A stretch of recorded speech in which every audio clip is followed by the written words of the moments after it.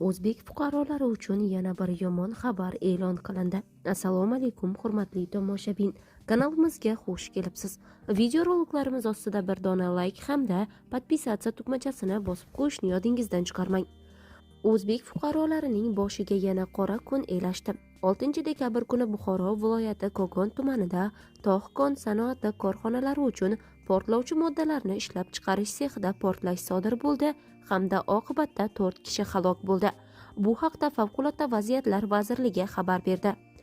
Hodisa soat 9:40 da Kogon tumani Mustaqillik mahalla fuqarolar yig'ini hududida joylashgan mas'uliyati cheklangan jamiyatiga qarashli sexda sodir bo'lgan. U yerda tog' sanoat korxonalari uchun portlovchi moddalar ishlab chiqarilgan. Jamiyat 2019-yildan buyon faoliyat yuritib kelayotgan Markaziy Osiyo va O'zbekiston tog' sanoati korxonalari ehtiyojlari uchun yangi konlarni o'zlashtirishda qo'llaniladigan portlovchi moddalarni yetkazib berishga ixtisoslashtirilgan korxona hisoblanadi. Yong'in Buxoro viloyati Favqulodda vaziyatlar boshqarmasining 7 ta qutqaruv bo'linmalari tomonidan soat 10:27 da to'liq o'chirilgan. Korxonaga qarashli ishlab chiqarish sexida ro'y bergan portlash oqibatida omborda 30 nafar ishchi bo'lgan. Ulardan 4 nafari vafot etgan. Yengil darajada tan jarohati olgan 4 nafar xodim shifoxonaga joylashtirilgan.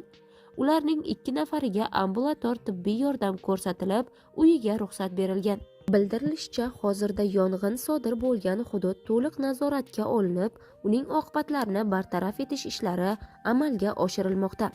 O'zbekiston Respublikasi Prezidenti Shavkat Mirziyoyevning topshirig'iga muvofiq Sanoat xavfsizligi qo'mitasi raisi Abduvaqqos Rafiqov boshchiligida mas'ul vazirlik hamda idoralar vakillaridan iborat hukumat komissiyasini tashkil etish bo'yicha Vazirlar Mahkamasining farmoyishi qabul qilingan.